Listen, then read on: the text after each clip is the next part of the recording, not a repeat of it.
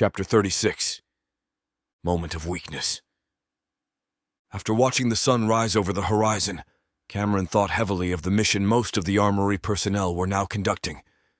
He thought how, with the sun now high in the sky, the battle had to be close to over.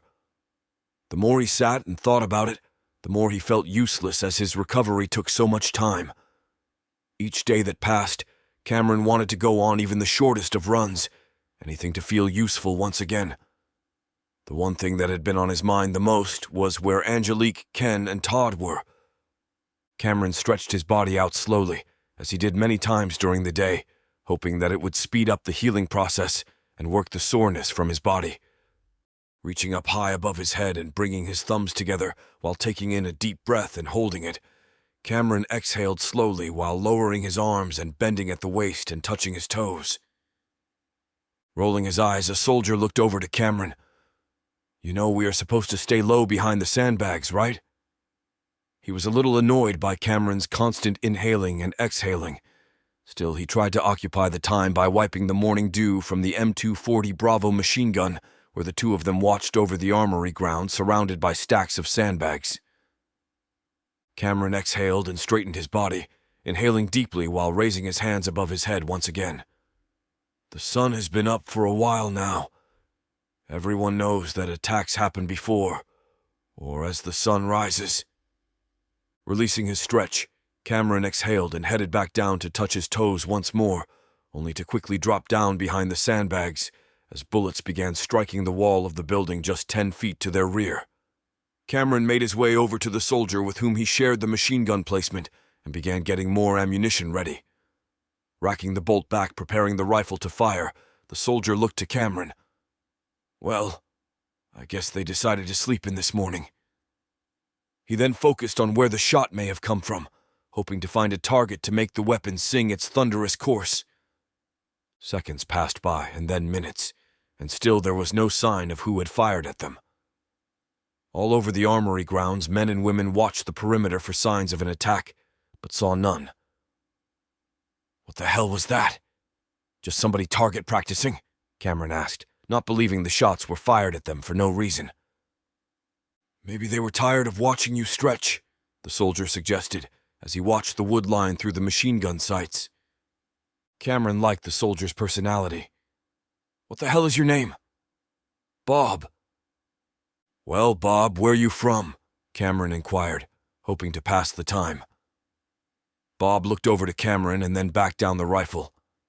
"Not far from here, but I'm originally from Wolf Creek, Montana. Just settled here after leaving the Army." Cameron snapped his head around to Bob from where he was looking into the wood line, surprised at what he had said.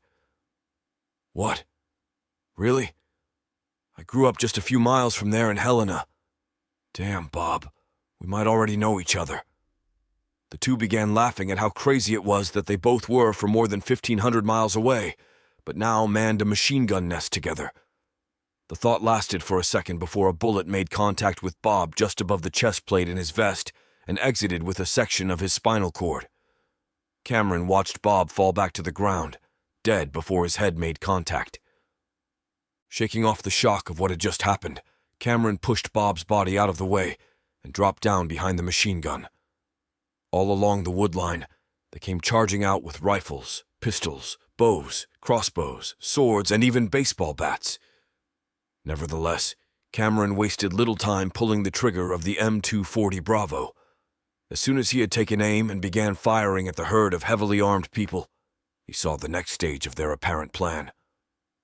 Off to the left of where the people had emerged entered two vans covered with what looked to be railroad ties bolted over their full surface. Taking aim at the lead van, Cameron and the other machine guns in the area opened fire.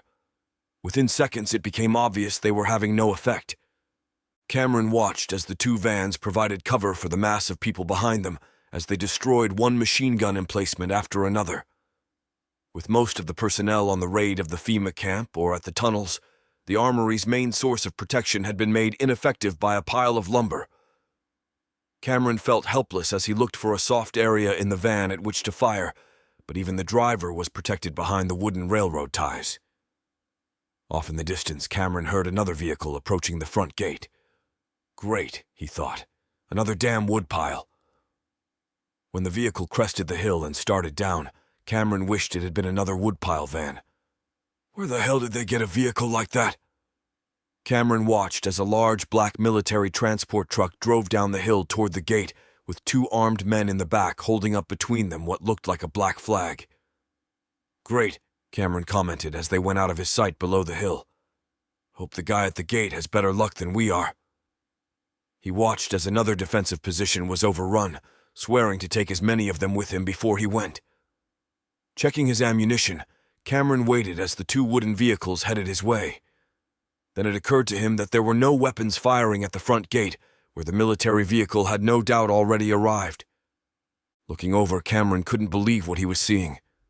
Atop the massive vehicle were two of the machine guns from the front gate, both firing over the cab of the transport as it drove across the field toward the wooden vehicles. The transport stayed just below them on the hill, then began coming up from the rear. The closer they got, the more people ran from behind the wood-on vans.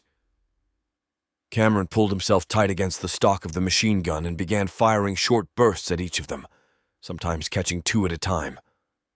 From the black military vehicle that Cameron didn't recognize, he watched as grenades were launched into the backs of the wooden vans.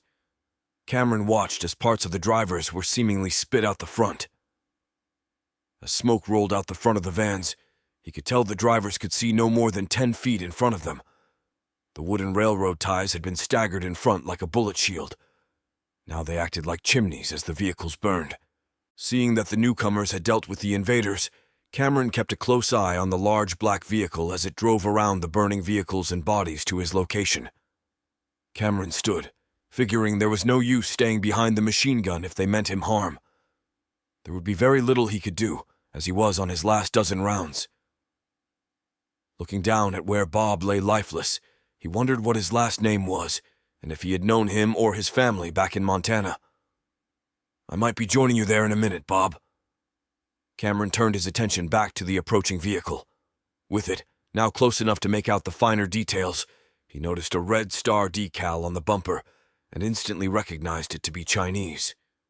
Slowly, Cameron began raising his hands in the air as his mind raced, unable to take his eyes off the red star decal as the vehicle approached.